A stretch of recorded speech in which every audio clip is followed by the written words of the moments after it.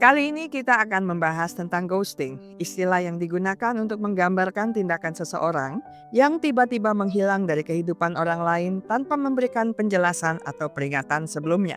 Ghosting paling sering terjadi dalam konteks hubungan romantis. Ketika satu pihak merasa tidak lagi tertarik atau tidak nyaman, mereka mungkin memilih untuk menghilang daripada menghadapi konfrontasi.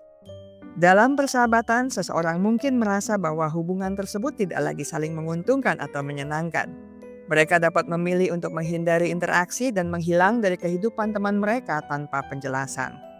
Ghosting juga dapat terjadi di tempat kerja, di mana seorang karyawan mungkin tiba-tiba berhenti berkomunikasi dengan rekan kerja atau atasannya.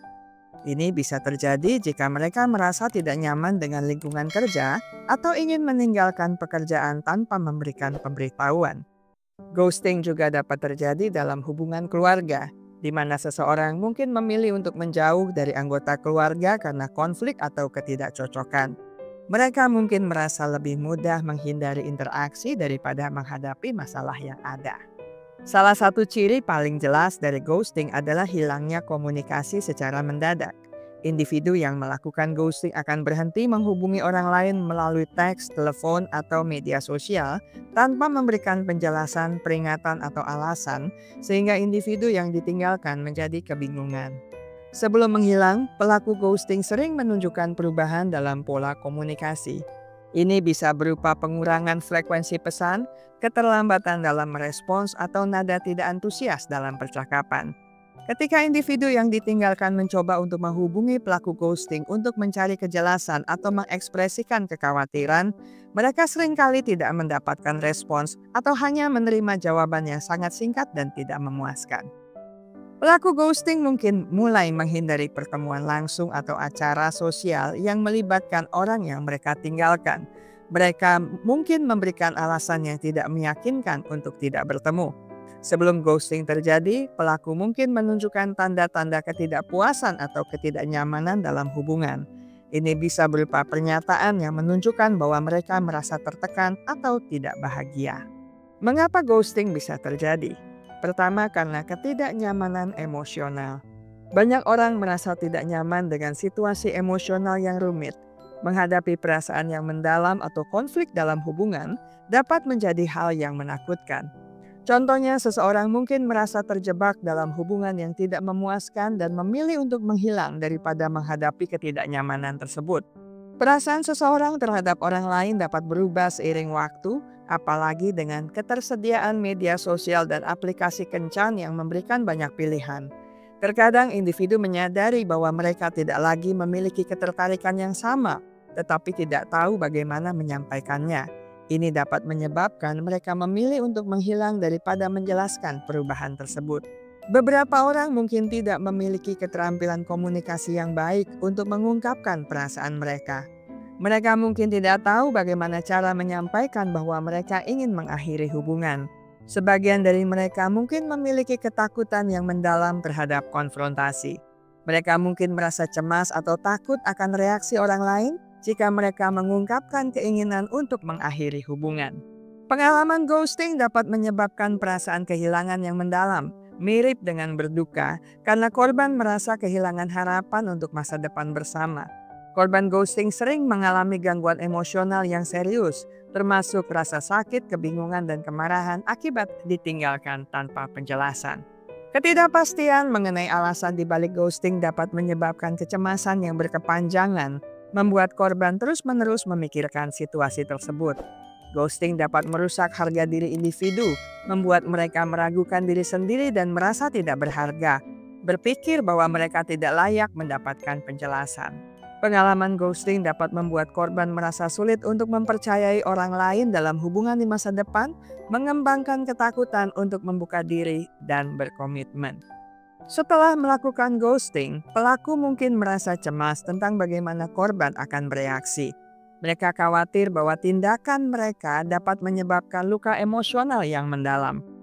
Pelaku ghosting seringkali merasa bersalah atau menyesal setelah menyadari dampak emosional yang ditimbulkan pada korban. Mereka mungkin merasa tidak nyaman dengan keputusan yang mereka ambil. Pelaku ghosting dapat merasa terasing dari orang lain, terutama jika mereka menyadari bahwa tindakan mereka tidak dapat diterima secara sosial. Ini dapat menyebabkan perasaan kesepian dan terisolasi. Pengalaman ghosting dapat membuat pelaku merasa ragu untuk terlibat dalam hubungan baru. Mereka mungkin takut akan mengulangi kesalahan yang sama atau menghadapi konsekuensi dari tindakan mereka. Tambahan pula, dengan menghindari konfrontasi, pelaku kehilangan kesempatan untuk belajar dari pengalaman tersebut. Mereka mungkin tidak mendapatkan wawasan tentang bagaimana berkomunikasi secara efektif dalam hubungan di masa depan. Mengantisipasi ghosting adalah langkah penting untuk menjaga kesehatan emosional dan membangun hubungan yang lebih sehat. Berikut adalah beberapa strategi dan pendekatan yang dapat digunakan untuk mengurangi kemungkinan terjadinya ghosting. Pertama, membangun kebiasaan untuk berbicara secara terbuka tentang perasaan, harapan, dan kekhawatiran dalam hubungan. Kedua, ciptakan lingkungan yang aman untuk berbagi perasaan dan kekhawatiran untuk membantu mengurangi ketakutan akan konfrontasi dan meningkatkan kepercayaan. Berikutnya, pelajari cara menghadapi konflik dengan cara yang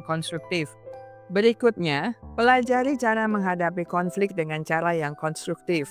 Untuk membantu individu merasa lebih nyaman dalam menyelesaikan masalah daripada memilih untuk menghilang.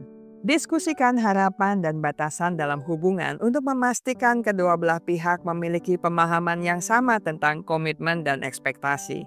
Selanjutnya, perhatikan perubahan dalam pola komunikasi atau perilaku pasangan, sehingga dapat membantu mengidentifikasi potensi masalah sebelum menjadi lebih serius. Menghadapi pengalaman ghosting bisa menjadi hal yang sangat menyakitkan dan membingungkan. Namun ada beberapa langkah yang dapat diambil untuk menangani situasi ini dengan cara yang sehat dan konstruktif. Langkah yang pertama dalam menangani ghosting adalah mengakui dan menerima perasaan yang muncul setelah mengalami ghosting, termasuk rasa sakit, kebingungan, dan kemarahan.